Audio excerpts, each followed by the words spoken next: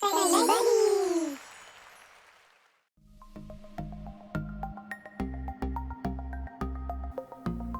Hey everyone, we are the Study Buddies.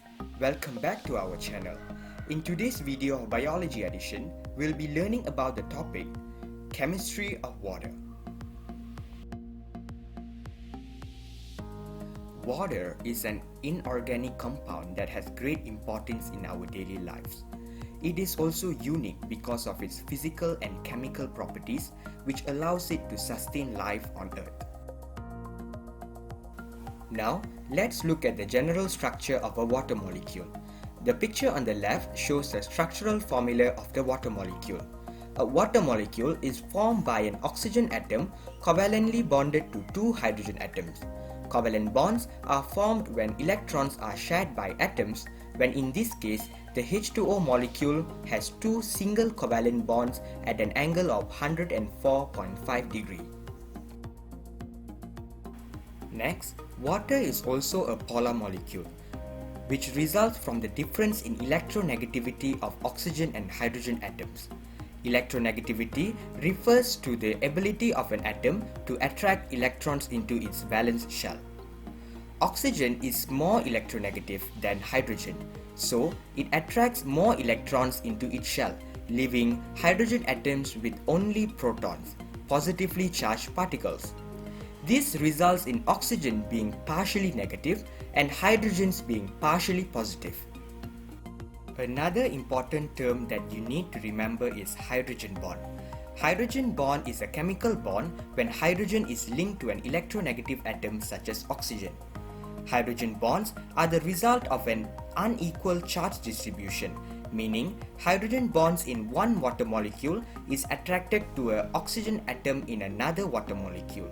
This means that each water molecule can form up to 4 hydrogen bonds with adjacent water molecules. Remember that although a single hydrogen bond is weaker than an ionic or covalent bond, collectively they are much stronger. These hydrogen bonds provide many important properties to water that allows it to sustain life. But what happens without hydrogen bonding? Water would freeze at -100 Celsius and boil at -91 Celsius, making most of the water on Earth become steam. Now, let's talk about the properties of water. The first property of water would be water has high heat capacity. This means water is able to hold large amount of heat without losing the heat quickly. Many hydrogen bonds linking the water molecules help absorb the heat without changing the temperature significantly.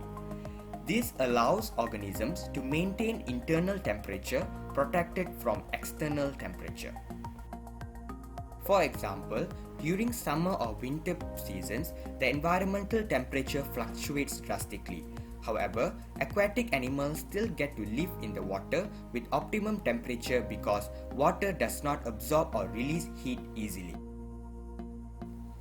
Secondly, water has high heat of vaporization. This means water needs a lot of heat to vaporize into gas because the hydrogen bonds must be broken first. This is important because it is good for evaporating cooling. For example, when you sweat, the water evaporates from your body and takes away a lot of heat from your body, hence cools the body. The third property of water is water is a good solvent. Water is able to dissolve and break apart many substances due to its polarity. Water follows the like-dissolve-like principle, which means water as a polar substance only dissolves other polar substances such as salt.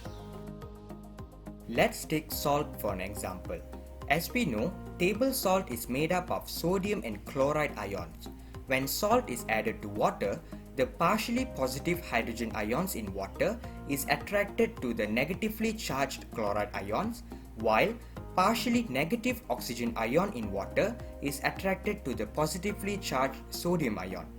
When this happens, dissociation occurs between sodium and chloride ions, causing the salt to dissolve in water. Water also has cohesive and adhesive properties. Cohesion means the ability of water molecules to cling to each other due to hydrogen bonding, while adhesion means ability of water molecules to stick to polar surfaces. The importance of this property is that it enables water to be transported in capillaries such as plants and also blood vessels. This is because water molecules are able to cling to each other and also to the surface of the capillary without breaking the chain when being transported.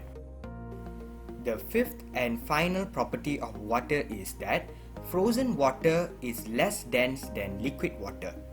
Typically, as we know, solid is denser than liquid. However, in the case of water, solid water, which is ice, is less dense than liquid water. This is because as water cools down, hydrogen bonds become more open and rigid. Water is most dense at 4 degrees Celsius. So, when the space between hydrogen bonds increase, volume increases. This decreases the density of ice since the mass is constant.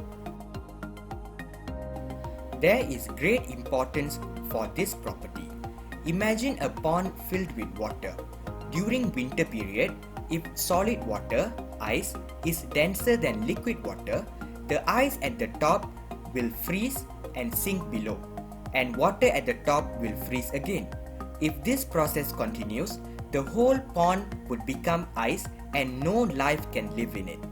However, with water having this property mentioned, only the top layer would become ice and floats above, protecting the water below it from freezing. Thus, life can still thrive in cold conditions. Now, let's recall the lesson for today, shall we?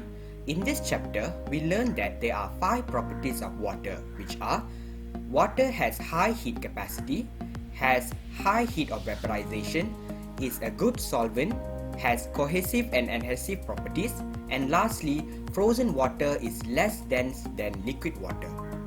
And that's the end of the lesson. Thank you for watching, everyone.